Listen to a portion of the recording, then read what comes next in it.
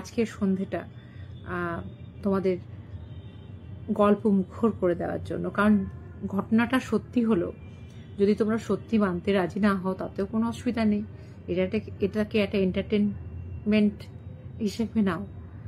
আমি ধরে নাও আমি এন্টারটেন করতে এসেছি, কিন্তু আমরা সত্যি সব সময় তোমাদের জন্য চেষ্টা করি নানা রকম অভিজ্ঞতা, নানা রকম ঘটনা বিভিন্ন জায়গা থেকে সংগ্রহ করার। কারণ তোমাদের যেন কোনো সময় কোনো অভিজ্ঞতা যদি কাজে লেগে যায়, সেটাই আমাদের সার্থকতা গোটা হানাটেলসের আমরা হানাটেলসে যারা আছি তাদের তরফ থেকে। এবং তোমরাও যদি তোমাদের অভিজ্ঞতা আমাদের মধ্যে দিয়ে বলতে চাও, আমাদের কাউরির সঙ্গে তোমরা মেসেঞ্জারে যোগাযোগ করতেই পারো, বা তোমরা নিজেরা এসে আমাদের হানাটেলসের গল্প বলে আমাদের গ্রুপটাকে আরো সমৃদ্ধ করতে পারো। যাই হোক, বেশি কথা বলবো না, লাইভটা শুরু করে দিই। আজকে আমি যে গল্পটা সংগ্রহ করেছিলাম সেটাও আমার সেই সাইকিয়াট্রিস্ট বন্ধুর কাছে।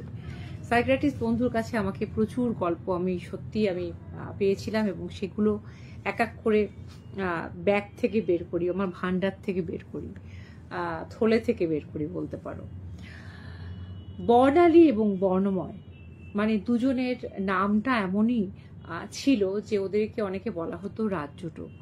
কারণ ওদের ক্লাস 8 থেকে একই টিউশনে যাতায়াত, এবং দুজনের প্রেম, এবং নামের সঙ্গে ওদের সম্পর্কটা যেহেতু মিলে গেছিল, মানে দুজনে দুজনকে পছন্দ করত, তাই সবাই খুব মজা করত।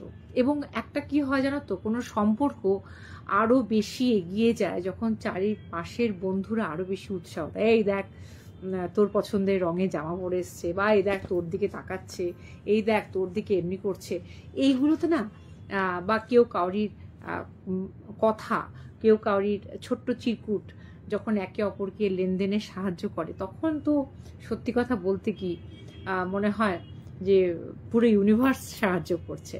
এবং এইভাবে ওদের সম্পর্কটা আরো গভীর থেকে গভীরতর হয়ে যায়। স্কুল জীবন পেরিয়ে যখন তারা কলেজ জীবনে আসে, আমার গলাটা ঠিক মতো শোনা যাচ্ছে কিনা অবশ্যই জানিও। ওহো, আরটা মোবাইল নিয়ে বসিনি। আচ্ছা ঠিক আছে, আমি একটু দেখিনি, অবশ্যই দেখিনি, কারণ আমার এই ভয়েস নিয়ে একটা প্রবলেম হয়, তাই জেনে নিই যে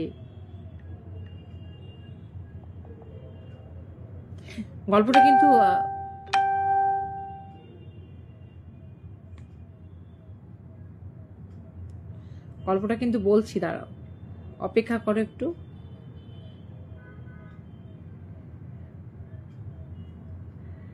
আমি একটু দেখে নিই।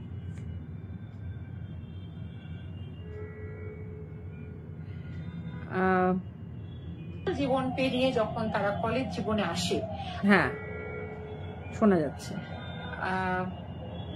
জীবন পেরিয়ে যখন তারা কলেজ জীবনে আসে। আমি পাশে এটা রেখে দিলাম, এটা শুধুমাত্র কমেন্টস পড়ার জন্য, কিন্তু কমেন্টস কোনো কিছু আসেনি। যাই হোক, আচ্ছা আমার নতুন কভারটা দেখো, আমার গোল্ডির সঙ্গে আমার মোবাইলে কভারটা ভালো হয়েছে না? আচ্ছা, তারপরে বর্ণালী এবং বর্ণময়, এরা দুজনে কিন্তু যখন জীবনে দুজনেই কলেজ জীবনে আস্তে আস্তে লেখাপড়া করার পর ওদের বাড়ির লোকেরাও এই ব্যাপারে খুব একটা আপত্তি ছিল না, এবং ওদের সম্পর্কটা মোটামুটি মেনেই নিয়েছিল। এর মধ্যে আমরা এখন দেখি যে যেমন মেলামেশা করলে লোকে ছোটখাটো 2-1 দিনের জন্য আউটিংয়ে চলে যায় বাড়িতে না বলে, বা হয়তো কেউ বলে যায়, আমার আইডিয়া নেই, কিন্তু তখন ওরা কিন্তু সেটা যায়ও নি, এবং তখন তখন অত স্বাধীনতা ছিল না, অত সাহসও ছিল না। তাই তারা লং ড্রাইভে যেত, কখনো বাইকে, কখনো গাড়িতে, কখনো এক রেস্তোরাঁয় বসে ক্যান্ডেল লাইট ডিনার করেছে, কখনো পার্কে বসে গল্প করেছে, কখনো নেহাত একটা গড়ের মাঠে বসে গল্প করেছে। এর বাইরে কিন্তু তেমন কিছু নয়। কিন্তু বিয়ের পর আসল ঘটনাটা শুরু হলো যেদিন বর্ণালীর বউ ভাত, যেদিন বর্ণালী আর আমাদের বর্ণময় জীবন আরো নতুন করে একটা নতুন রঙে নতুন বর্ণে সেজে ওঠার কথা, দুজনের আরো কাছাকাছি আসার কথা। এতদিন তো মানসিকভাবে কাছাকাছি এসেছিল, এবার শারীরিকভাবেও কাছাকাছি আসার কথা। সেই সময়, সেই মুহূর্তে বর্ণালী খুব স্বাভাবিক আছে, কারণ ওর খুব পছন্দের মানুষ তার কাছে, তার ঘনিষ্ঠভাবে। কিন্তু বর্ণময় দেখে যে বর্ণালী বারবার কিরম করে তাকাচ্ছে এবং বারবার তাকাচ্ছে। তখন বর্ণালী এবং ঘরটা, গোটা ঘর একটা অদ্ভুত কালো, একটা যেন ছায়া, একটা অদ্ভুত ধরনের একটা হঠাৎ করে বর্ণময় চোখে পড়ে এবং বর্ণময় তাড়াতাড়ি করে বর্ণালীকে ছেড়ে দেয়, দিয়ে বলে যে আচ্ছা এই ছায়া একটা মানে অন্ধকার অন্ধকার ঘর, এমনিতেই লাইট নিভিয়ে দিয়েছে, তা আদো আদো একটা লাইট জ্বলছে, একটা খুব মিষ্টি লাইট জ্বলছে চারদিকে, একটা ছায়া মনে হয় যে ওদের যেন সামনে দাঁড়িয়ে আছে। তখন ও যখন চমকে গিয়ে বলে যে আচ্ছা একটা ছায়া দেখলাম না, ছায়া দেখলাম না, তখন বর্ণালী খুব হেসে বলে ওদিকে তাকাতে হবে না, তুমি যেটা করছিলে সেটা করো। এবং সত্যি কথা বলতে কি,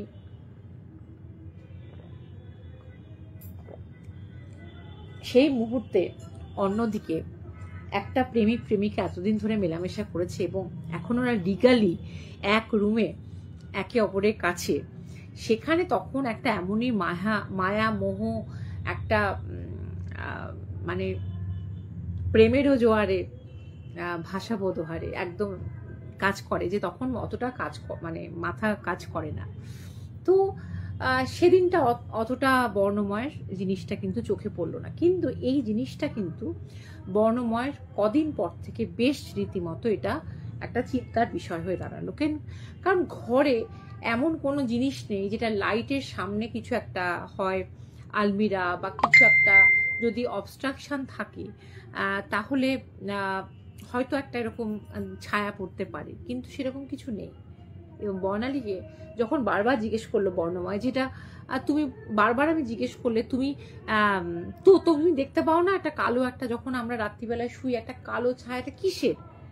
এবং বারবার বলাতে বর্ণালী বলে আরে এটা তোমার মা। বর্ণময়ের বুক কেঁপে ওঠে, কারণ বর্ণময় জানতো বর্ণালী খুব ছোটবেলা থেকে তার মাকে হারিয়েছে। 3.5 বছর বয়স যখন, তখন বর্ণালীর মা মারা যায়। কাজে তার মা কি করে তাদের বেডরুমে আসবে? এবং এরপর থেকে এটা তো চলতেই থাকে। ওরা ম্যাক্সিমাম সময় যে এটাকে মানে ম্যাক্সিমাম সময় যখনই ক্লোজ হতো তখনই সেই ছায়াটাকে দেখুক চাই না দেখুক, বর্ণময় কিন্তু মস্তিষ্কে একটা ভয় একটা কাজ করতো যে হয়তো বর্ণালী ওর মাকে খুব অল্প বয়সে হারিয়েছে, সেই কারণেই হয়তো বর্ণালী এটা বলছে যে ওর মা আছে, এটা হয়তো বিশ্বাস। কিন্তু ওর পক্ষে তো সেটা নেওয়া মুশকিল, কারণ এর যদি সিকিভাগও সত্যি হয় তাহলে কিন্তু জিনিসটা সাংঘাতিক। এবং কোনো কমেন্টস আসছে না, যাই হোক, তো তাই তার পক্ষে নেওয়াটা খুব সাংঘাতিক হয়ে ওঠে। এবং আস্তে আস্তে দেখে বর্ণময় যখন ঘরে ঢোকে তখন দেখে বর্ণালী আপন মনে কারোর সঙ্গে কথা বলছে, হাসছে। তো বর্ণময় যখন আসে বর্ণালী আবার নিজেকে ঠিক করে নেয়, কারণ সবসময় যে সে প্রকাশ করে তা নয়, কিন্তু সবসময় সে প্রকাশও করতে চায় না। তো বর্ণময় একদিন পিছন দরজা থেকে ঢুকে ও সাইড নিয়ে শুনতে লাগলো যে ফোন নেই হাতে, অথচ আপন মনে কি বলছে। ও কি কোনো গান করছে না কোনো কবিতা বলছে? কারণ গানের তো একটা সুর থাকে, একটা কথা বলছে। দেখে যে হ্যাঁ হ্যাঁ না মাম ভালো আছে, তুমি চিন্তা করো না, তুমি যদি থাকতে মানে তুমি বুঝতে পারতে, মানে তুমি তো দেখতে পাও, তুমি তো আমাদেরকে ছুঁতে পারো না, এরকম মানে এরকম ধরনের কথা বলছে। বর্ণময় তখন রীতিমতো মাথায় একটা মানে চিন্তার স্রোত খেলে যায় যে আদৌ কি এটা নর্মাল? এটা কি সত্যি একটা বাচ্চার যে মাকে পাওয়ার আকাঙ্ক্ষা, ছোটবেলায় সে মাকে পায়নি, সেটা কি তার থেকে এটা হচ্ছে কি না এটার কোনো মেন্টাল একটা মানে প্রবলেম? যাই হোক, তারপরে অদ্ভুতভাবে বর্ণালীর যে মামা বাড়ি ছিল তারা কিন্তু, হ্যালো নন্দিতা, কোনো কমেন্টস দেখতে পাচ্ছি না, বাড়িতে এলো। সেদিনও কিন্তু একই পরিস্থিতি, এবং ওর মামা বাড়িতে আসার পর বর্ণালীর মামা বর্ণালীকে খুব ভালোবাসতো। আরে বাবা, তো বর্ণালী ছোটবেলা থেকেই মাতৃহারা এবং বর্ণালীর মামা খুব ভালোবাসতো। বর্ণালীর মামা বর্ণালীর হাতে রান্না খেয়ে বললো ঠিক দিদির মতন। তখন বললো যে হ্যাঁ, মাই তো আমাকে এভাবে করতে বললো। এবং শ্বশুরবাড়ির লোকেরা একে অপরের দিকে ডাইনিং টেবিলে বসে তাকাচ্ছে। মানে এই কথাটা তো ওর বর্ণালীর বর কখনো শেয়ার করেনি ওর মা বাবার সঙ্গে। তো এইভাবে একে অপরের দিকে তাকাচ্ছে যে কি ব্যাপার, ছেলের বউ কি বলছে। মা আমাকে বলল হ্যালো হ্যালো তাপস। তো তারপরে দেখলো যে এরকম কি হলো যে তখন বর্ণালীকে বর একটা এরকম করে খোঁচা দিল, চুপ করে যাও। কারণ এটার বর জানে এই ধরনের কথা বলে, ইউজ টু হয়ে গেছে। একরকম আছি গো তাপস, একটু সমস্যায় আছি, খুবই সমস্যায় আছি এবং মন মেজাজ খুব একটা ভালো নেই, তবু লাইফটা করতে এসেছি। তো ও বলতে মানে ও কি করলো, ও এলো এই কারণে যে ও একটা চিমটি কাটলো যে এখন এসব কথা বলো না, কারণ আমি না ইউজ টু হয়ে গেছি, আমার বাড়ির লোক তো জানে না, আমার মা বাবা তো জানে না যে তুমি এই ধরনের কথাবার্তা বলো। তখন ও বললো কি আমাকে ইশারা করছো কি। তখন ওর শ্বশুর বললো, ওর শাশুড়ি তাড়াতাড়ি করে লাইট করার জন্য বললো রান্নাটা কোত্থেকে শিখলে। তখন শ্বশুর বললো আবার কোত্থেকে শিখবে, আজকালকার মেয়েরা ইউটিউব থেকে শেখে। তখন বর্ণালী বললো না না না না না, আমার মাকে আমি জিজ্ঞেস করেছিলাম এবং ওর মামাও বলছে সমানে একদম দিদির মতো রান্না হয়েছে এবং রান্নাটা কিন্তু মোটেই আধুনিক কোনো স্বাদ নেই, সেই পুরোনো দিনের একটা গৃহস্থ মানে যে আমরা একটা পদ খেতাম, সম্ভবত শুক্তো টাইপের কোনো তরকারি, যেটা এখন শুক্তোর রেসিপি অনেক রকমভাবে দেখায়, কিন্তু হ্যাঁ হ্যাঁ হ্যাঁ পুরুলিয়া ছৌ নাচের এটা। তো এখন শুক্তোর নানা রকম রেসিপি দেখায়, কিন্তু একটা পুরোনো দিনে আমরা একই ধরনের শুক্তো খেতাম, তাতে কোনো রকম বাড়তি কোনো ইনগ্রিডিয়েন্টস ছিল না। এবং অদ্ভুত ওর মায়ের হাতে একটা নাকি শুক্তোর একই ইনগ্রিডিয়েন্টস দিয়ে কিন্তু এক একটা মানুষের হাতে এক রকম টেস্ট হয় এবং সেই টেস্টটাই নাকি ওর মামা পেয়েছে। তখন ওর মামাকে খাওয়া দাওয়া হয়ে গেলে রাত্রিবেলায় ওরা ছাদে দাঁড়িয়ে ওর বর মানে বর্ণময় এবং ওর মামাকে বললো যে আমার আপনার সঙ্গে কথা আছে। এবং ও ব্যাপারটা ডিটেলসে বললো যে বর্ণালী এরকম, আমি এরকম রাত্রিবেলায় এক একদিন এরকম দেখেছি এবং জিনিসটা আমার কাছে খুব অস্বাভাবিক লেগেছে। এবং বর্ণালী কিন্তু খুব স্বাভাবিকভাবে বলে যে ওর মাকেও দেখতে পায়, ওর মায়ের সঙ্গে কথা হয় এবং আপন মনেও কিন্তু ওর মায়ের সঙ্গে কথা বলে। এবং সব থেকে যেটা আশ্চর্যের ব্যাপার, বর্ণালীর সঙ্গে স্বামী স্ত্রীর মধ্যে কথা কাটাকাটি, ভুল বোঝাবুঝি, ঝগড়া সবারই হয়। যখনই কোনো কারণে ঝগড়া হয় তখনই সেদিন হয় মানে বর্ণময় হোঁচট খায়, না হলে কুনুয়ে লাগে, কিছু একটা প্রবলেম হয়, বা কোনো অফিসে কোনো একটা হওয়া কাজ হয়তো ডিলে হয়ে যায়, কোনো একটা অসুবিধা হয়, একই একটা জিনিস সাবমিট করতে পারছে না, ইন্টারনেট কানেকশন গোলমাল করছে, মানে বাধা নানা রকম সৃষ্টি হয়। তখন আবার বর্ণালী যখনই হঠাৎ করে বলে যে আরে মা রাগ করো না, ওর উপর রাগ করো না, ও কিন্তু খুব ভালো জানো তো, কার তোমার সঙ্গে বাবার গোলমাল হতো না, তুমি এরকম করছো। তারপরে দেখতো ওই বর্ণময় যে ওর কাজগুলো কিন্তু ঠিকঠাক হয়ে গেছে। মানে বর্ণালীকে কিছু বলতেই আজকাল বর্ণময় রীতিমতো ভয় হতো যে ওকে কিছু বললে ওর মনে একটা সংস্কার চলে এসেছিল যে ওর কোথাও একটা কি খারাপ হবে, এবং একটা বিশ্বাস কোথাও এসেছিল যে হয়তো কোথাও গিয়ে ওর মা ওর সঙ্গে আত্মা হয়ে বা কোনো একটা মায়া হয়ে লেগে আছে। কারণ 3.5 বছরে একটা বাচ্চাকে ছেড়ে যখন তার মাকে পৃথিবী থেকে যেতে হয় তখন সেই জিনিসটা খুব মর্মান্তিক। এবং ওর মামা অনেকক্ষণ দাঁড়িয়ে কথাগুলো শোনে, তারপরে বলে যে কথাগুলো কোনোদিনও তোমাকে বলতে হবে সেটা ভাবিনি, তবে সত্যি কথা বলতে কি ও ছোটবেলা থেকেই ওর মাকে ফিল করে। এবং ছোটবেলায় যখন ওর অসুখ হতো তখন মানে ওর বর্ণালীর বাবা কিন্তু বিয়ে করেনি, তখন হয়তো একা হাতে জামাইবাবু সামলাতে পারতো না, হয়তো খুব জ্বর, খুব মেয়ে কাঁদছে, এটা আমরাও প্রথমে বুঝতে পারিনি।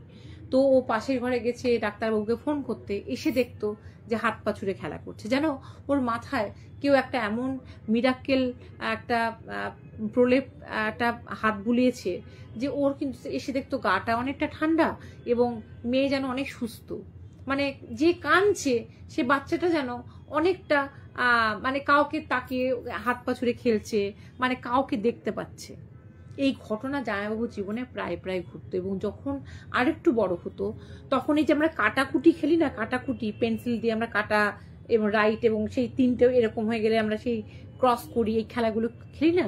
তো ও বলছে, বর্ণালী বলছে, এই বর্ণালী মামা বলছে এই খেলাগুলো প্রায় ও খেলতো। এবং ও একবার বলতো আমি জিতেছি, একবার বলতো মা জিতেছে। এবং সত্যি সত্যি এখন ওই সেটাকে লিখতো, মানে ওর একটা মনের কল্পনা থেকে ও এটা করতো না, ও একটা মানে কাল্পনিক চরিত্র বানিয়ে নিয়েছিল মাকে না পাওয়া থেকে, মায়ের অভাব থেকে, শূন্যতা থেকে, না সত্যি সত্যি এটা হতো, সেটা কিন্তু আমাদের প্রথম প্রথম ক্লিয়ার হয়নি। তারপরে হ্যালো ঈশানী, হ্যালো কেয়া, তারপরে এমন কিছু জিনিসে মানে পড়তে বসার সময় দেরি হয়ে গেলে ও তাড়াতাড়ি করে হ্যাঁ হ্যাঁ হ্যাঁ পড়তে যাচ্ছি পড়তে যাচ্ছি পড়তে যাচ্ছি, মানে যেন কেউ ওকে বলছে পড়তে বসো। মানে ও কিন্তু সবসময় মায়ের কমেন্ট শুনতে পেত যে ওর মা ওকে কিছু বলছে। হ্যাঁ, এমনকি ওর জন্য কেউ যখন ও যখন কোনো রান্নার আবদার করতো, ওর জন্য যখন কোনো রান্না করতো তখন সেই রান্না স্বাভাবিক রান্না হতো, তখন সেই রান্নার মধ্যে কোনো বাড়তি কিছু থাকতো না। কারণ বাড়িতে যে রান্নাগুলো নর্মাল ভাবে হয়, তোমাদের হয়তো কোনো গান আসছে কারণ এখানে সামনে নজরুল মঞ্চ, এখানে প্রোগ্রাম হচ্ছে, সেটা হয়তো তোমাদেরকে ডিস্টার্ব করছে। আমি তাও চেষ্টা করছি, শুভ নববর্ষ সকলকে, যে আমি চেষ্টা করছি জোরে বলার। তো ও যখন ওর জন্য পার্টিকুলারলি কোনো ওর পছন্দের রান্না করা হতো, অদ্ভুতভাবে সে কাজের লোকই রান্না করুক আর যেই রান্না করুক, একটা আনাড়ি রান্না করলেও সে রান্নার স্বাদ হতো অমৃত। এবং সেই স্বাদটা ওর বাবা তো জানতো যে ওর বউ কিরকম রান্না করতো। প্রত্যেকটা মানুষের রান্নার আলাদা আলাদা হাত আছে, সেখানে কিন্তু বর্ণালীর মায়ের পুরো স্বাদটা কিন্তু ওর বাবা পেত।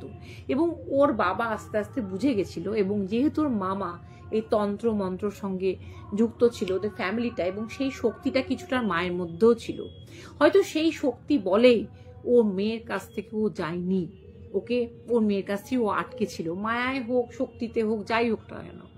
তো ওদের একটা দৃঢ় বিশ্বাস ছিল যে ওর মাও সঙ্গে আছে, যার জন্য ওকে স্কুলে পাঠিয়ে টিউশনে পাঠিয়ে পরবর্তীকালে ওর বাবার টেনশন অনেক কম হতো। কারণ ও মাতৃহারা হলেও, মানে আক্ষরিক অর্থে ও হয়তো মাতৃহারা, কিন্তু ওর মায়ের গাইডেন্স, ওর মা অলক্ষ্যে থেকেও সবসময় কিন্তু ওর কেয়ার নিত। কিন্তু সেটা পরবর্তীকালে বৈবাহিক জীবনে কোনো রকম প্রভাব পড়বে। এই যে রাত্রিবেলা যখন ওরা সম্পর্ক তৈরি করলো, যখন ক্লোজ হলো, তখন ওর বর একটা ছায়া মূর্তি যদি তাকে ঘরের কোনায় দাঁড়িয়ে আছে, প্রথম কথা কাউরির সামনে দুজনে ঘনিষ্ঠ হওয়া সম্ভব না। দ্বিতীয় কথা, সে মেয়ে যদি বলে ও তুমি ভয় পেও না, ওদিকে তাকিও না, ওটা আমার মা, তাহলে সেই ছেলের পক্ষে সেই মেয়ের সঙ্গে ঘনিষ্ঠ হওয়া খুব মুশকিল। কিন্তু এটা বাস্তব। সেই শুনে তো মানে বর্ণময়ের পুরো একদম প্রচন্ড রকমের ভয় লাগলো। এবং সত্যি কথা বলতে কি, এখন এমন একটা জীবনে ওরা পড়ে গেল যে ওর মা, ওর বাবা, মানে শ্বশুর শাশুড়ি, এরা আস্তে আস্তে কিন্তু প্রত্যেকেই বুঝতে পারলো যে বৌমা আপন মনে কথা বলে। বৌমা ওর মায়েরকে মানে জামা কাপড় হয়তো মেলতে গেছে, শাড়ি মেলতে গেছে, সেখানে ওর মায়ের সঙ্গে কথা বলছে, বা আপন মনে যখন রান্না করছে তখন মাকে বলছে যে মা নুন দিয়েছি, আচ্ছা এটা যেন তুমি এটা কি দিলে একটু ভালো হবে গো, আচ্ছা আচ্ছা আচ্ছা আচ্ছা, এরকম মানে ঠিক ফোনে আমরা যেমন কথা বলি। এবং এইটা ওরা সবাই আস্তে আস্তে কিন্তু জেনে গেল, এবং ভয়ে ওর সঙ্গে কেউ খারাপ ব্যবহার করতো না। কিন্তু দেখো, ভয় নিয়ে, একটা ভীতি নিয়ে তো সংসার করা কখনোই যায় না। কখনো একটা ভয় নিয়ে, একটা ভীতি নিয়ে সংসার টানা যায় না। তাই বর্ণময়ের সঙ্গে আস্তে আস্তে বর্ণালী দূরত্ব তৈরি হলো, এবং সেই দূরত্বটা কিন্তু বর্ণময়ের ক্ষেত্রে খারাপ হতে শুরু করলো। কারণ বর্ণালীর মা যদি সত্যি অস্তিত্ব থেকে থাকে, তাহলে সেটা বর্ণালী মাকেও হার্ট করছে, যে মেয়ে চাইছে তার বরকে, কিন্তু ও একমাত্র ওর আত্মাটার জন্য ভয় যেতে পারছে না। তো ও না পারছে ওকে, মানে ওর তখন মনে হচ্ছে কি আমি বিয়ের এই সম্পর্ক থেকে বেরিয়ে গেলে ভালো থাকবো। মানে তখন আর বর্ণালীর প্রতি যে ওর সেই ভালোবাসা সেটাও আছে, ওকে ও ছাড়তেও চাইছে না। অথচ যাকে একটা সবসময় আত্মা তাকে ওকে মানে পুরো নজরে রাখে, সেই মহিলার সঙ্গে, সেই মেয়েটির সঙ্গে একটা ঝগড়া, স্বাভাবিক একটা সহবাস, একটা স্বাভাবিক একটা সংসার, কি করে করব, মানে এই একটা চিন্তা কিন্তু সবসময় ওদের, মানে ইভেন এই আলোচনাটা কিন্তু ওই মা ছেলে এবং বাবার মধ্যে বর্ণালীকে আড়াল করে হতো, যে আমি একটা এমনই মানে বিপদে পড়ে গেছি যে ওকে ছাড়লেও, ওকে ছাড়া কথা বলতে ওর মা বলতো না রে বর্ণময় ওকে ছাড়িস না, ওকে ছাড়লে তোর ভয়ানক ক্ষতি হয়ে যাবে। আর বর্ণময় বলতো না না ওকে ছাড়ার প্রশ্ন নেই, কারণ ওকে আমি খুব ভালোবাসি, কিন্তু আমি না ওকে আমার যে কোনো জিনিসে, আর আমার সবসময় রাত্রিবেলায় মাঝে মাঝে আমি কালো ধোঁয়ার খুব হার্ট করে, এবং সরি যেটা আমাকে খুব ভয় দেখায়, যেটা আমার কাছে খুব অস্বাভাবিক লাগে, আমি পারবো না এটা করতে। এবং এইটা নিয়ে তখন ওরা একদিন এই কথাটা আলোচনাটা সন্ধেবেলায় চায়ের কাপ নিয়ে এসে যখন বর্ণালী শোনে, তখন বর্ণালী খুব কষ্ট পায়, এবং বর্ণালী বর্ণময়কে বলে যে আমার মাকে আমি কোনোদিনও চোখে দেখিনি। এবং ওদের ছোটবেলায় একটা ঘটনা বলে ওর মামা, যেটা কিনা বর্ণালী বাবাও পরবর্তীকালে বলেছিল, যে বর্ণালী খুব ভালো ড্রয়িং করতো, এবং বর্ণালীর ওর মাকে খুব একটা মনে থাকার কথা না, কিন্তু ওরা সবাই ভেবেছিল প্রথমে যে ওর মায়ের পিকচার দেখে ও ছবি এঁকেছে, কারণ ছবি তো থাকে। কিন্তু বর্ণালী বলেছিল ওর মায়ের একটা অদ্ভুত ছবি এঁকেছিল, এবং সেই ছবিটা কিন্তু বাঁধানো টাঙানো আছে, সেটা কিন্তু ওর বর্ণময় ওদের বাড়িতে গিয়ে দেখেছে, কারণ ও খুব সুন্দর আঁকতো, পেন্সিল স্কেচ। তো ও বলেছিল না না না আমি কোনো পিকচার দেখে আঁকিনি, তো আমার মা সামনে বসেছিল, আমি মাকে দেখে এঁকেছি। ওরা প্রত্যেকেই এটাকে ছেলে মানুষই বলে প্রথমে এটাকে হাসি ঠাট্টার ছলে নিল, এটাকে ভালোবাসা স্নেহ মমতার ছলে নিল, পরবর্তীকালে কথাটা যে মর্মে মর্মে সত্যি সেটা ওরা বুঝতে পেরেছিল। যখন সমস্যাটা ওদের একদম মাঝখানে দেওয়ালের মতন হয়ে এসে গেঁথে দাঁড়ালো, তখন খুব প্রয়োজন হয়ে গেল দুজনের সামনাসামনি বসে কথা বলার। এবং বর্ণালী আমাকে তুমি রাস্তা বলে দাও, কারণ সব থেকে ভালো হয় যে যদি বর্ণালী একটা কিছু বলে তাহলে আর কোনো দোষ থাকে না। এবং বর্ণালী সঙ্গে যখন ব্যাপারটা ও সরাসরি আলোচনা করে, তখন বর্ণালী প্রথমে খুব কাঁদে, দিয়ে বলে দেখো আমি তো কোনোদিনও মাকে পাইনি, আমি তো মাকে এভাবে পাই, এটা তো আমার কাছে খুব ব্লেসিংস, কারণ যারা মাকে হারায় তারা মাকে কোনোদিনও পায় না। আমি কিন্তু মাকে সত্যি দেখতে পাই, মাকে ফিল করতে পারি, মার কথা শুনতে পারি, কিন্তু মা কিন্তু আমাকে কখনো তোমাদের ক্ষতি করবে না। তুমি আমাকে যদি আমার সঙ্গে সংসার করতে ইচ্ছে না হয়, আমাকে তুমি ছেড়ে দিলেও মা ক্ষতি করবে না, আমি মাকে বলে দেবো তোমার যেন খুব রাগ না করে, কিন্তু আমি তোমাকে ছেড়ে থাকতে পারবো না গো, আমাকে ছেড়ো না। এবং এইভাবে খুব কাঁদতে থাকে ওকে ধরে, এবং বর্ণময় খুব খারাপ লাগে সেটা, যে ও শার্টটা ধরে কাঁদছে অসহায়ের মতন, যে ওকে ছেড়ে থাকতে পারবে না। এবং তার দুদিন পর বর্ণালী যে কথাটা বলে সেটা সব থেকে অস্বাভাবিক। একটু চায়ে একটু কফিতে চুমুক দিয়ে নি, তারপরে বলছি।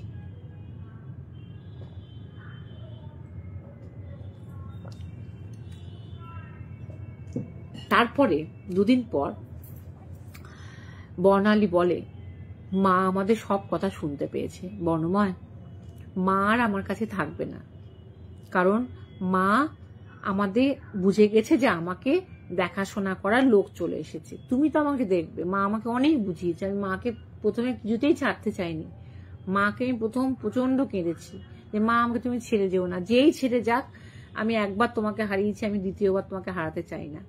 তো মা বলেছে বাবা তো ব্যস্ত ছিল, বাবা একা হাতে তোকে সামলাবে কি করে, তখন আমার তোকে দরকার, আমার তোর জীবনে আমার উপস্থিতি দরকার ছিল, কিন্তু আমারও খুব কষ্ট হয় আমার এইভাবে তোর কাছে থাকতে।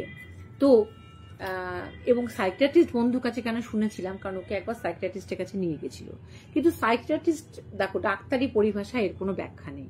এটা হ্যাঁ কফিটা জল হয়ে গেছে, একদম একদম ঠিক নন্দিতা, এসি চলছে এবং কফিটা অনেকক্ষণ আগে করেছি, তো ঢকঢক করে একদম, হ্যাঁ ঢকঢক করে খেয়ে কি করবো বলো, গল্প বলবো, এদিকে স্লো কানেকশন দেখাচ্ছে, আমি কি করে আমি গল্পটা শেষ করবো না কফিটা খাবো, মানে কপাল কপাল, একটু আগে কপাল বলে একটা কথা লিখলে না। তো যাই হোক, তখন ওকে বললো যে মা বলেছে যে মাকে বারবার বলেছি যে ঠিক আছে আমি সংসার ছেড়ে আমি চলে যাব, আমি তোমাকে ছাড়বো না। তা মা আমাকে বারবার বলেছে এই ভুল করো না মা, এই ভুল করিস না সোনা, আমি তোর কাছেই ফিরে আসবো, কিন্তু অন্য রূপে। তখন বর্ণময় কথাটা না মানে হকচকিয়ে গেছে, বুঝতে পারছে না যে কি কথাটা বলতে চাইছে। আজকে দ্বিতীয় গল্পটা কিন্তু আমার কাছে আরো প্রিয়, খুব ইন্টারেস্টিং। তোমরা যে যে লাইভে আছো তোমরা যেও না, আমি দ্বিতীয়বার গল্পটা রেখেছি ওই জন্য। মানে প্রথমে সবাই জমুক, তারপরে দ্বিতীয় গল্পটা কিন্তু আজকে শুনো, অবশ্যই কেউ ছেড়ে যেও না। আমি টোপ দিচ্ছি না, সত্যি সত্যি অন্য ধরনের। তো ও আমাদের মা আমার ঘরে মেয়ে হয়ে আসবে, আর মা কালকে আমার কাছ থেকে চলে গেছে, আর কোনোদিন তুমি মাকে দেখতে পাবে না। একদম মা আমার কোলে আসবে এবং মারও তাতে মুক্তি হবে, মাও নাকি তাতে আরাম পাবে, মারও নাকি খুব কষ্ট হয়, তাই আমি রাজি হয়েছি। এর 1 বছরের মধ্যে সত্যি বর্ণালী মা হয় এবং ফুটফুটে কন্যা সন্তানের মা হয়। এবং কোনোদিন তারপর থেকে, এই কথাটা বলার পর থেকে এই বাচ্চাটা জন্ম অবধি বা তারপরেও কোনোদিনও বর্ণময় আর ওই কালো ছায়া দেখতে পাইনি, আর বর্ণালীকে আপন মনে কথা বলতেও শোনেনি। কিন্তু বর্ণালীর যে মেয়ে, বর্ণময় এবং বর্ণালীর যে মেয়ে, সে সম্পূর্ণরূপে তার মায়ের মতন দেখতে ছিল একেবারে। না, ভয় দেখাবো না, গল্পটা খুব সুন্দর, ভয় দেখানোর গল্প না, অদ্ভুত গল্প। তো অদ্ভুতভাবে ওর মায়ের সঙ্গে মিল ছিল। এবং ওর মায়ের নাম ছিল দুর্গা, মানে বর্ণালীর মায়ের নাম ছিল দুর্গা। এবং বর্ণালীর মায়ের নামটাকে মনে রেখে, একই তো নাম রাখা যায় না, একটা সংস্কারে বাঁধে, ও মেয়ের নাম রাখে উমা। এবং মানে ডাক নাম ওই মা মা মামাই করতো, মানে উমার ও নাম রাখে। এবং তারপর থেকে ওদের জীবনে কোনোদিনও বর্ণালী তো এটা এনজয় করতো, বর্ণালী তো এটা ওর মাকে খুব ভালোবাসতো। ওর মায়ের অভাবটাও বর্ণালী আস্তে আস্তে ভুলে যায়, কারণ মেয়ের মধ্যে দিয়ে অন্য রূপে ওর মাকে ওর সশরীরে পায়, যেটা শরীরবিহীন পেত, এবার শরীর সমেত পায়। একদম মেয়ের চেহারা মায়ের মতন ছিল, কিন্তু পূর্বজন্মের কোনো স্মৃতি ছিল না। এইটুকু আমি জানি, কোনো পূর্বজন্মের স্মৃতি নেই, সে মেয়ে জন্মায়নি। কিন্তু ওর মা যা পছন্দ করতো, মায়ের মতন আচরণ। বর্ণালী তা জানে না মা কিরম ছিল, ওই বর্ণালী বাবা মানে মেয়েটির দাদু আর কি বলতো যে আমার নাতনি সত্যিই তোর মায়ের মতন, কারণ তোর মা যা পছন্দ করতো, তোর মা যেভাবে হাত পা নেড়ে কথা বলতো সেভাবেই কথা বলে। এবং তাই ওর মায়ের নামের সঙ্গে দুর্গার আর এক নাম উমা, তাই ওর মেয়ের নাম রেখেছিল উমা। এবং তারপরে হ্যাপি এন্ডিংই হয়েছিল, ওদের সংসার ভাঙেনি, খুব সুন্দর করে ওরা সংসার করেছিল।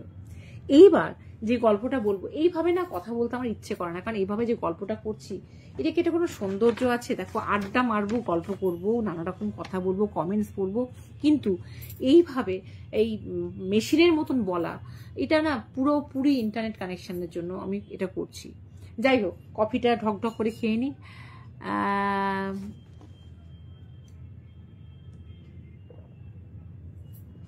কমপ্লিট। আমরা টাইম ট্রাভেল, এবার তো বুঝতে পারছো ভয়ের কিছু না। টাইম ট্রাভেল বা টাইম লুপে ফেসে যাওয়ার গল্প বিদেশে অনেক শুনেছি, কিন্তু এদেশের গল্প কটাই বা শুনেছি কি খুব একটা শুনিনি, কারণ এগুলো ম্যাক্সিমাম লোক বোঝে না। যারা বোঝে তারা বিশ্বাস করতে চায় না। কিন্তু এগুলো অনেক জায়গায়, বিদেশে তো অনেক জায়গায়, এবং অনেকে এই নিয়ে পরীক্ষা নিরীক্ষা করেছে এবং অনেক রকম ঘটনা ঘটেছে, সেই নিয়েও আমি অনেক লাইভ করেছি, আমি আবারও লাইভ করবো দেশ বিদেশে ঘটনা নিয়ে। আজকে নয়, একটা আমাদের দেশের ঘটনা নিয়ে বলি। সময়টা ছিল 60 বছর আগে। 60 বছর আগে মানে হিসাব করে নাও, 60 বছর আগে মানে কোন সাল? 65 সাল, হয়তো 65 সাল, হ্যাঁ 1965 সাল। বাসু ভেনান লোকটার নাম ছিল, নৈনিতালের বাসিন্দা। এখন যেটা উত্তরাখণ্ড, যেটা টুরিস্ট স্পট বিখ্যাত, তখন সেটা উত্তরপ্রদেশের অংশ ছিল। বাসু ভেনান বলে একজন লোক, যে কাপড়ের দোকানে কাজ করত, এবং ছোট্টবেলাতেই বাসু ভেনানের বাবা তাদের হোল ফ্যামিলি সমেত চলে এসেছিল তখন উত্তরপ্রদেশের অংশ ছিল, যে ওখানে চলে এসেছিল নৈনিতালে কর্মসংস্থানে, মানে কাজের জন্য। কারণ ওইখানে যেখানে থাকতো তারা, সেখানে খুব একটা কাজের ব্যবস্থা ছিল না, বেশি অর্থ রোজগারের জন্য। এবং বাসু ভেনান একটা কাপড়ের দোকানে কাজ করত, এবং ওদের দেশের বাড়ি ছিল সাতারালি, যেটা ওখান থেকে 97 কিলোমিটার দূরে ছিল। তখন কমিউনিকেশন খুব একটা ভালো ছিল না, একটা দুটো বাস পাওয়া যেত এবং ওই বাস পেরিয়ে অনেকটা রাস্তা হেঁটে দেশের বাড়িতে যেতে হতো। কিন্তু ওই বাড়িতে থাকতো বাসু ভেনানের কাকা। বাসু ভেনান কাকাকে খুব ভালোবাসতো। বাসু ভেনানের বাবা মা সঙ্গে বা দেশের বাড়িতে তো যেতই, কিন্তু একাও চলে যেত, কারণ কাকার প্রতি প্রচন্ড একটা অদ্ভুত টান ছিল। কারণ কাকার বাড়িতে গেলে সে আমরা বলি না মামার বাড়ি ভারী মজা, কিলচর নাই, সেরকমই হয়তো কাকার বাড়িতে প্রচন্ড আদর যত্ন পেত। মানুষ কি আদর যত্ন ছাড়া অতটা বাসে ট্রাভেল করে অনেকটা পথ হাঁটতে হতো, অনেক পথ, তারপরে কিন্তু বাড়িতে যেতে পেত। তো এই ঘটনাটা বেশ স্বাভাবিক জীবন তাদের চলছিল। একটা অদ্ভুত ঘটনা বাসু ভেনানের জীবনটাকে পাল্টে দিয়েছিল, যার জন্য আজকে হানা টেলসে এই গল্পটা আমি বলতে এসেছি। বললাম তোমরা কোথাও যেও না, এখানেই থাকো, কারণ এটাকে না শুনলে মিস করবে। দিনটা ছিল 13ই অক্টোবর 1965। বাসু ভেনান দোকানে কাজ করার পর ওর ইচ্ছে হয়েছে দেশের বাড়ি তোমার সাতারালিতে যাবে, কাকার সঙ্গে দেখা করতে। বহুদিন কাকাকে দেখেনি এবং সময় মতন ও কাজ সেরে মানে কাজ সেদিন হয়তো দোকানটা ভালো করে খোলেও নি কোনো রকমে, তার আগের দিন সমস্ত কাজ টাজ কমপ্লিট করে ও বাস ধরে ও যায় এবং সময় মতন বাস একটা নির্দিষ্ট জায়গায় নামিয়ে দেয়। সেখান থেকে কিন্তু অনেকক্ষণ হাঁটতে হবে, অনেকক্ষণ, অনেক রাস্তা হাঁটার পর যখন দুপুর গড়িয়ে বিকেল হয়ে গেছে, পেটে খিদেও পেয়েছে, প্রচন্ড রকম ক্লান্তও লাগছে, ভাবছে আর তো মাত্র কয়েক কিলোমিটার, এবারই তো কাকার বাড়িতে যাবো, আর কাকার বাড়িতে গেলে ভালোই পেট পুজো হবে। কারণ ওদের বাড়িতে যে কদিন বাসু ভেনান থাকতো কাকা মাথায় করে রাখতো, তাহলে কি মানুষ ছোটে? হঠাৎ করে দেখে যে একটা বিকেল গড়িয়ে আসছে এবং একটা বেশ ধোঁয়ার মতন কুয়াশা। নন্দিতা তো আসামে গুয়াহাটিতে প্রায় যাও, তোমাদের তো এলাকার সম্বন্ধে ধারণা আছে যে এইরকম ধোঁয়া এরকম দেখা যায়। তো একটা অদ্ভুত মানে দৃশ্যমানতা হারিয়ে গেছে, মানে সামনে কে আছে কি না আছে দেখা যাচ্ছে না। তো ঠিক আছে, রাস্তাটা তো মোটামুটি ওদের চলতি ফিরতি পথে মুখস্থ। তো বাসু ভেনান ওই কুয়াশার মধ্যে দিয়ে যখন যাচ্ছে সামনের রাস্তা দিয়ে হেঁটে, কারণ আর 2 কিলোমিটার দূর, হঠাৎ করে একটা ইলেকট্রিক শকের মতন ওর গায়ে কিরকম একটা লাগে, মনে হয় একটা ঝটকা লাগলো। যাই হোক, যখন ধোঁয়াটা পেরিয়ে ও যখন সামনের পথের দিকে এগোলো, তখন দেখলো যদি গ্রামের বাড়ি আলমোড়ার যেটা রাস্তা, যেটা একদম কাঁচা রাস্তা ছিল, সেই রাস্তা কিন্তু একদম পাকা হয়ে গেছে, একদম পাকা রাস্তা। এবং অদ্ভুত পরিবর্তন, কারণ রাস্তাটা যখনই কাকার বাড়ির রাস্তা শুরু হতো একটা নদী ডান দিকে পড়তো, সেই নদীটায় ভরপুর জল থাকতো, পাহাড়ি নদী, কিন্তু ওই নদীটাই দেখতে পেল না। ও মনে করলো নদীটা কি শুকিয়ে গেল, কিন্তু এখন তো নদী শুকানোর সময় নয়। ওর মাথায় রীতিমতো একটা অদ্ভুত রকম চিন্তা লাগলো, কিন্তু তখন এত ক্লান্ত পরিশ্রান্ত, কতক্ষণে পৌঁছবে সেটাই ওর কাছে লক্ষ্য। যাই হোক, আস্তে আস্তে এগোচ্ছে, দেখছে পাকা রাস্তা। এবং ও বলছি তো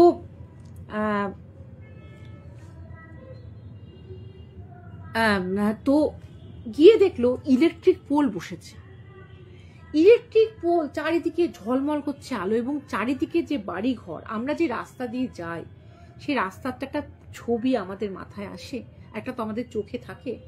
সেই রাস্তা, সেই বাড়ি ঘরগুলোই যেন পরিবর্তন হয়ে গেছে, একটা অন্যরকম রাস্তা, চারিদিকে ইলেকট্রিক ঝলমল। এবং জানতো যে গ্রামে কোনো রকম ইলেকট্রিসিটি নেই, তাও ওই সব মনে করে ও খুব ভাবছে, আরে বাবা এত পরিবর্তন হয়ে গেছে, কাকা তো জানালো না। তো যাই হোক, তখন তার ফোন টোন ছিল না, প্রশ্নই নেই, ফোনের প্রশ্নই নেই তখন। তো তখন ও তাও এগিয়ে গিয়ে ও যখন কাকার বাড়িতে গেল, যখন কাকার বাড়িতে ও যখন দরজা ধাক্কালো, তখন দেখলো বাড়িটার অনেকটা পরিবর্তন হয়ে গেছে। বাবা, বাড়িটাও পরিবর্তন করে ফেলেছে কাকা। একটা অদ্ভুত ধরনের বাড়ির দরজা, সেটা দরজাটা নেই, পুরনো দরজা, একটা অচেনা বাড়ি লাগছে, কিন্তু কাকার বাড়ি ওটা, জায়গাটা লোকেশনটা তো চিনতে পারছে। এবং দরজা খোলে একজন অন্য লোক, সেটা ওর কাছে আরো সারপ্রাইজিং। ও জিজ্ঞেস করে যে সতীশ ভানট কই, আমার কাকার বাড়ি তো, আপনি কে? তখন লোকটা মুখ খেঁচিয়ে বলে, আপনি কে? সতীশ ভানট, এটা আমার বাড়ি। রীতিমতো তর্কাতর্কি লেগে যায় এবং সেই লোকটা মুখের উপর দরজা বন্ধ করে দেয় এক ঝটকা মেরে সরিয়ে। কারণ বলে কোন পাগলের প্রলাপ, মানে ওরা হিন্দিতে বলে যে কে এসছে কোথা থেকে, ওই কাহে সে চালা আতা হ্যায় আর আনাপ শানাপ বকদেতা হ্যায়, এসব বলছে। তো বলে যে আমি আনাপ শানাপ কিছু বকছি না, এটা সতীশ ভানটের বাড়ি। কিন্তু ওর কথা বিশ্বাস করে না, মুখের উপর দরজা লাগিয়ে দেয়।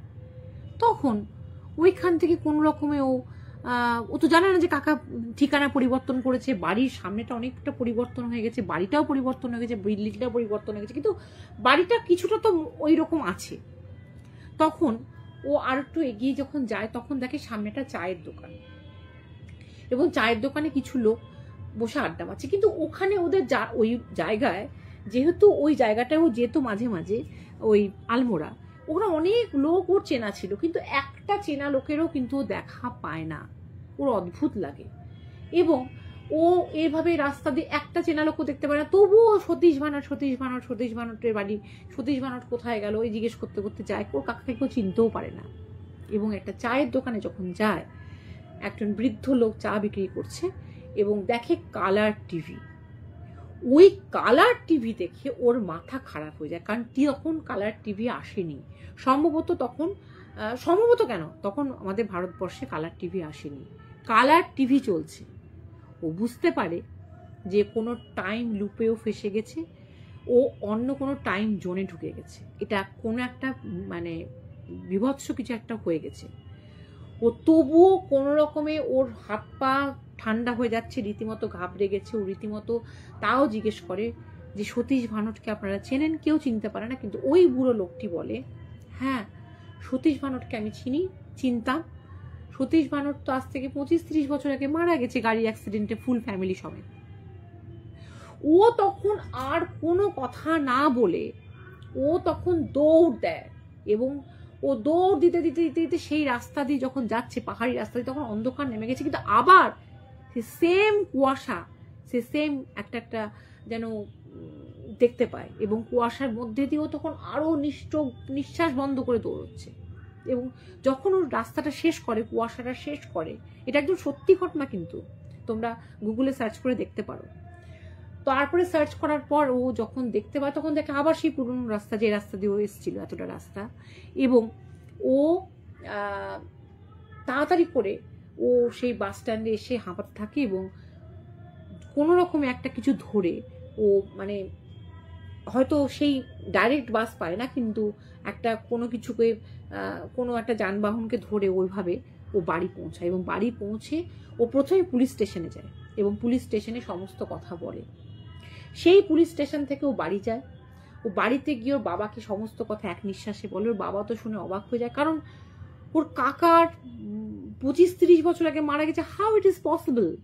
তার আগের বছরে, কয়েক মাস আগে, মানে আগের বছর মানে তার আগের বছর, তখনও 1 বছর হয়নি, ওরা দেখা করে এসছে, চিঠি আসে, এবং ওই পুলিশ স্টেশন থেকে ওই পুলিশ স্টেশনে যোগাযোগ করা হয়, এবং ওয়্যারলেস মারফত আর কি।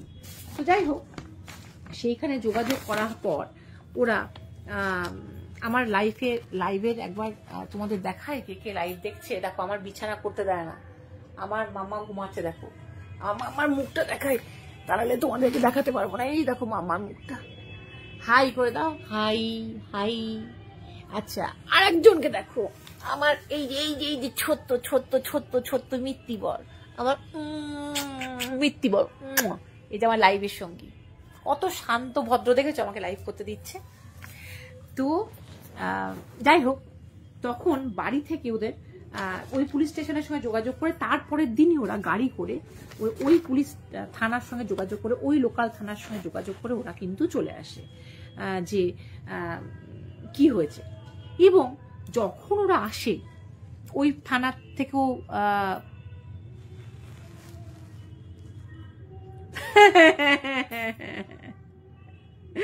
হ্যাঁ বৌমা তো। তারপরে যখন ওই পুলিশ স্টেশনের সঙ্গে যোগাযোগ করে তখন কিন্তু সেই কুয়াশাও দেখা যায় না, এবং সেম সেই রাস্তা, সেম রাস্তা, সেই পিচের রাস্তাও নেই, ইলেকট্রিক পোলও নেই, আর কালার টিভির প্রশ্নই নেই। যখন ও গল্প করে এটা অনেকের কাছে মনে হয় যে মানে থানা থেকে রীতিমতো এনকোয়ারি করা হয় যে ও নেশা ভাঙ করে কিনা। তখন কালার টিভির কনসেপ্টই এখানে ছিল না। তো কিন্তু একদম গ্রামের লোকরা এক বাক্যে বলে যে ওই ছেলেটি একটুও নেশা করে না, একটুও নেশা করে না, যার জন্য ওদের পক্ষে আরো বিশ্বাসযোগ্য হয়। এবং কাকার বাড়িতে কাকা আছে, সবাই আছে। কিন্তু এইটা নিয়ে রীতিমতো সেই সময় 1965 সালে পেপারে এবং ওইখানকার উত্তরপ্রদেশের পেপারে রীতিমতো লেখালেখি হয়। কিন্তু এই ব্যাপারটা যেহেতু লোকের কাছে খুব একটা ইন্টারেস্টিং না, দেখো মিডিয়া সেই, হ্যাঁ একদম অদ্ভুত ব্যাপার এটা, এসে নিয়ে একদম তুমি ওই পেপারের মানে কাটিংটাও পর্যন্ত আমি দেখেছি। তো আমি দরকার হলে হানা টেলসে পোস্ট করব। তো এইবার যেটা ওই ব্যাপারটা নিয়ে যেহেতু লোকের ইন্টারেস্ট নেই, আর যেটা মানুষ একদম মিডিয়ার ভাষায় বলি, যে নিউজ মানুষ খায় না, মানে নিউজ খায় নাকি, মানে যে নিউজটা মানুষ আর কি বেশি ইন্টারেস্ট দেখায় না, সেই নিউজ নিয়ে বেশি দিন মিডিয়া কভার করে না। তাই সত্যি তার 25 বছর পর আদৌ তাদের ফ্যামিলি, মানে 25 বছর পর না, 25 বছর পর তো গেছিল, এখন হয়তো সেই জায়গাটা ওরকমই, কিন্তু সেটা কোনো মিডিয়ার কভার করেনি। হয়তো তার 10-15 বছর পর তার কাকারা ফুল ফ্যামিলি সমেত অ্যাক্সিডেন্টে মারা গেছিল, সেটাও কিন্তু জানা যায় না। যেটুকু জানা যায় না সেটুকু আমি আন্দাজে বলবো না, কারণ কোনো মিডিয়া কিন্তু এটাকে নিয়ে কভার করেনি। কিন্তু এই যে মানুষ, লোকটার নাম যেন কি, বাসু ভেনানের জীবনে এই ঘটনাটা একটা চিরস্মরণীয় হয়ে গেছিল। কিন্তু সত্যি এই ঘটনাটা নিয়ে যদি কেউ কভার করতো তাহলে জানতে পারতাম, জিনিসটা আরো বেশি বিশ্বাসযোগ্য হতো, জিনিসটা আরো বেশি মানে একটা নতুন হয়তো দিক খুলে যেত, যে একটা প্যারালাল ইউনিভার্স আমরা যেটা বলি তার সঙ্গে হয়তো কানেক্টেড হয়ে গেছিল, বা অন্য টাইম লুপে আটকে গেছিল। যাই হোক, ও কিন্তু বছরের থেকে অনেক বছরে এগিয়ে গেছিল, সে ব্যাপারে কোনো সন্দেহ নেই। সে মিডিয়া কভার করুক চাই না করুক, কিন্তু ঘটনাটা আমার কাছে, এবং আমাদের দেশে হয়েছিল এটা 1965 সালে, এবং জিনিসটা আজ অব্দি খুব একটা লোকে জানে না। আমার কাছে জিনিসটা খুব ইন্টারেস্টিং মনে হলো, তাই আমি এই জিনিসটা হানা টেলসে বললাম। ভালো থেকো, সুস্থ থেকো।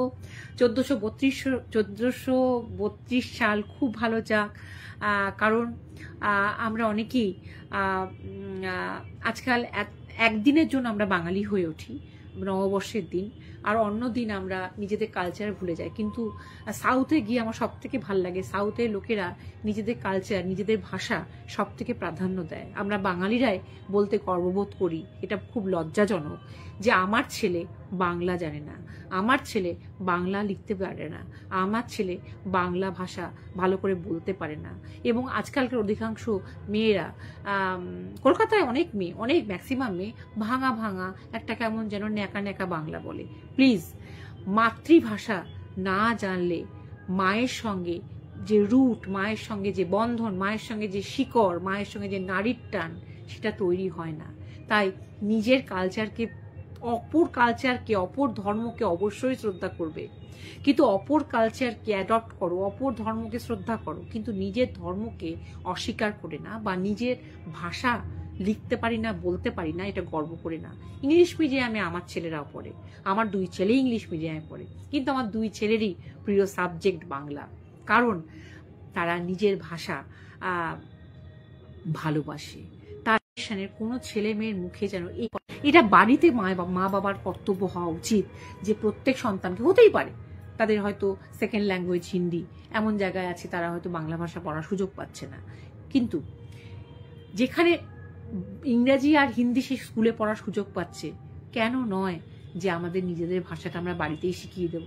তাই শুভ নববর্ষ শুধু একদিনের নয়, আমরা হয়তো এতটাই বাংলা মানে ভাষা ভুলে গেছি, ক্যালেন্ডারটা আমরা মনে রাখি ইংরাজি, তার কারণ আমাদের ওই দিনটা ধরে আমাদের স্যালারি আসে, অনেক কিছু হয়, মানলাম, কিন্তু তবুও আমরা বাংলা ভাষাটাকে যেন প্রাধান্য এতটাই দিই যে সালটাও সারা বছর মনে রাখি, সব থেকে বেশি মনে রাখি যে আমাদের সন্তান, আমাদের ভবিষ্যৎ প্রজন্মকে সেই ভাষায় ন্যাকা ন্যাকা করে না, একদম পরিষ্কার স্পষ্ট বাংলা ভাষা বলতে হবে এবং বাংলা ভাষা লিখতে জানতে হবে।